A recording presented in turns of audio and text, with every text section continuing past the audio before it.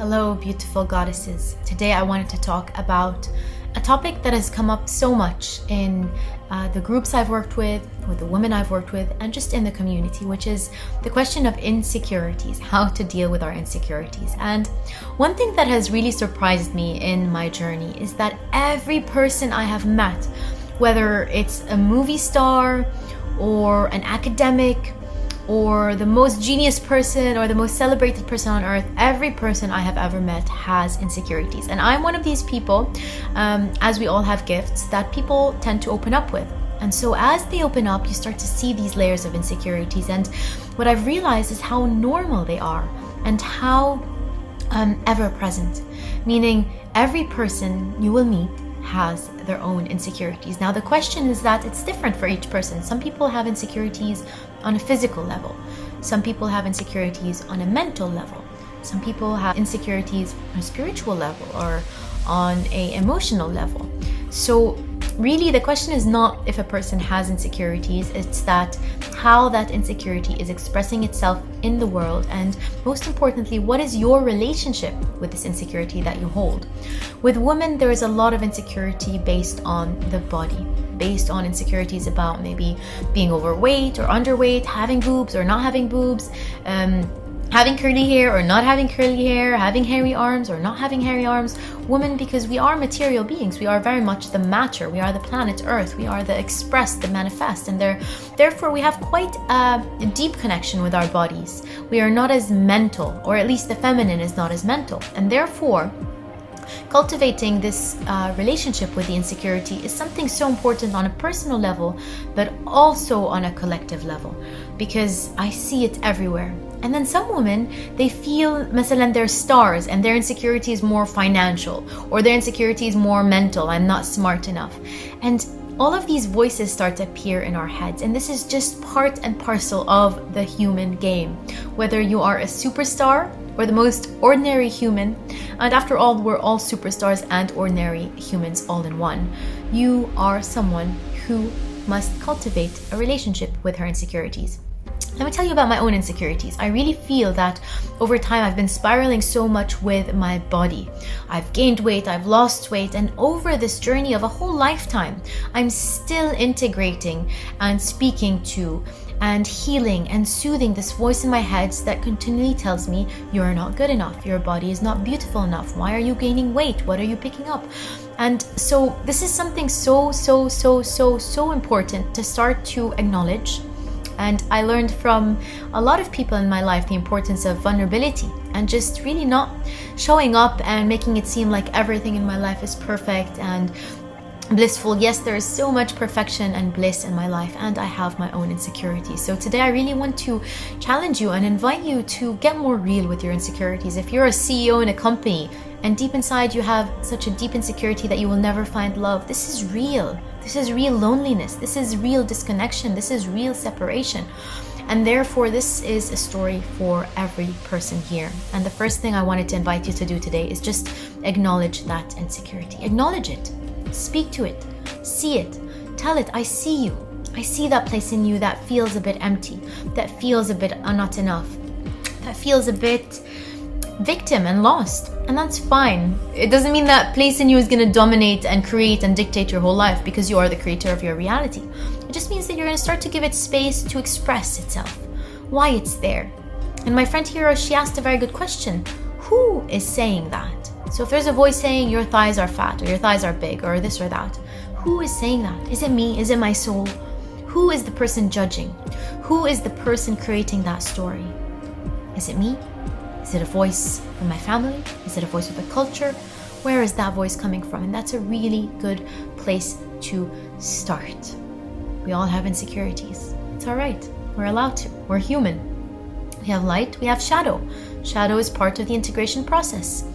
Pretending like we're all perfect and shiny is not going to get us anywhere. And one of the commitments I want to show up for more and more this year is more vulnerability, more truth, more honesty, more embracing of the whole of us. Because the more I can embrace the whole of me, share the more of me, the more I'll be inviting you to do the same. And that's how we become more whole, not by rejecting the part of us we don't like, but by embracing it like a child, like a baby, and saying, it's okay, I feel you, I hear you, I know you, because I am you. All right, so what's the next level, the next layer of this spiraling into the insecurity? Well, insecurity is a phase or a state of separation, right? And all states of separations, where do they come from? They come from the mind. They come from this place right here, always operating, always speaking, always judging, always just making a fuss out of the whole deal. So the moment you acknowledge that this insecurity is not a fact, it's not a fact. Again, it's not a fact. So that thing that you think is a real fact about you is not a fact. It's a story. And adding to that, the emotional charge, the judgment charge, is also a deeper layer of, let's say, fake news, since this term is very popular these days. So you're creating this fake news, this narrative, this story about yourself. And where you put your attention and your focus, that's where you charge with your attention, your love, your energy. So if you're so focused on the fact that your boobs are not big enough, or this or that, or your thighs are too big, or you're too tall, or you're too short, or you're not smart, or you're too smart, then that's going to be the story and reality you live. So your self-conception, your identity is in your own hands. Your identity is in your own hands. If you want to be that person and live out that prayer to humanity by being the person who is so insecure about her small breasts, then you get to do that. But if you want to be the person who has the tiniest breasts and celebrates that and finds that funny and finds that cute and finds other parts of her body that she loves, I really love my eyes. I really love my lips. I really love my hands. I really love my hair. I really love my soul, my heart, my expression. There's so much that I love about myself. And whenever I lose myself in the narrative, the judgment, the separation of I'm not good enough, or I'm not beautiful enough, or I'm too fat, or I'm too skinny, then I just have to claim my power back, claim my emotions back, and rewire the narrative of my head. Again, the judgment, the separation, the insecurity happens here. So where do we find the real security? Right here. When you see a baby, do you ever judge that baby as this or that, or too smart or not smart, or too loud? Maybe if they're annoying, you'll say he's too loud. But usually the way we embrace a baby, it's from our heart. And the heart takes it all in. And that's how we have to start treating ourselves, by taking all of ourselves in. Not just taking in the parts we like, the parts that are successful and this and that, but the part that really pains to take in. And I know that's hard. I know that's, well, I don't want to call it hard because that makes it a story, but I know that's challenging. But we don't want to call it a problem, because a problem means it's bigger than us. Versus this is a journey I'm going through right now with myself, emotionally, mentally, spiritually.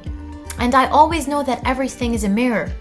So in this too muchness, for example, for myself, what am I mirroring about the too muchness of the world that I cannot fully integrate and love? Maybe there are things that are too violent, or too poor, or too lazy. So anything you're judging in yourself, you're judging in the world. And allow this to be a mirroring and a healing and integration of loving more of you. And one of the things Ram Dass that said that I really loved about self-love is that it's so much more about allowing.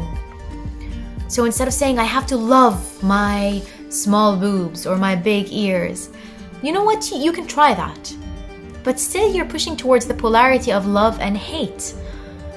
And what's beyond them is simply allowing, not judging. So all we have to do is clear the negative thoughts. And when we land in a more neutral place, that's self-acceptance. We can call it self-love, but really it's less about, oh my God, I love my ears, I love this so much. And going, I allow you to be. I allow you to look the way you look. I allow you to feel the way you feel. Permission. You don't have to change anything in your life. And you know what? If you feel like, okay, actually I'd be more comfortable, more aligned to be this other version of my body, then right now, for example, I have a health coach. But I'm really trying to approach this challenge, because it's not a problem, by learning the lesson that I didn't learn when I was younger and overweight. By allowing myself to be the way I am right now. And it's challenging. Again, I don't want to use the word hard, but this is what we signed up for. All of us chose certain challenges that we are to integrate in this lifetime. All of us chose to discover what beauty is in a different way. And behind all of that, it's really recognizing the beauty of the soul and not being fooled by something that looks pretty on the outside. Because you feel real beauty. You feel the divine beauty. And so all the insecurities, these mental games, these judgments are programs created by our culture. And this phase in her story or history where we are so much more mental and separated than we can be. And the unity starts from within. So here's my last message for us today. Let's stop judging ourselves, right? Because it's getting easier to stop judging others. That's an easier thing to do because I choose not to judge others. And yet, can you stop judging yourself? Can you really stop judging yourself? Really stop judging yourself. And when you do that, your inner child is going to relax and she's going to feel more received, more safe. And part of you is going to land more in this reality. Your soul is going to feel safer to come to this body and this space and time of reality. And so my invitation for you today, when it comes to your insecurities, is to start to recognize where they're coming from. Start to purify what's happening in your mind and your separateness. And breathe back into the heart.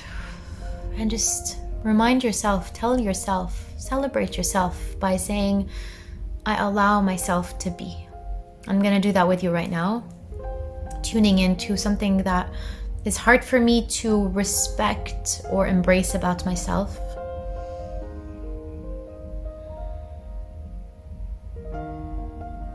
And just speaking to that part and going, I allow you to be.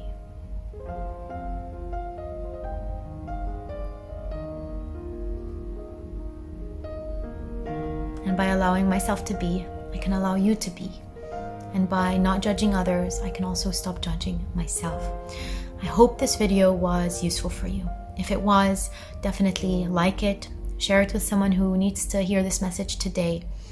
And definitely, please don't forget to subscribe to my channel. Remember, this is a community, this is a movement, this is an invitation for every woman in the Arab world to awaken the goddess within. I send you all my love and I'll see you again next week. Bye-bye.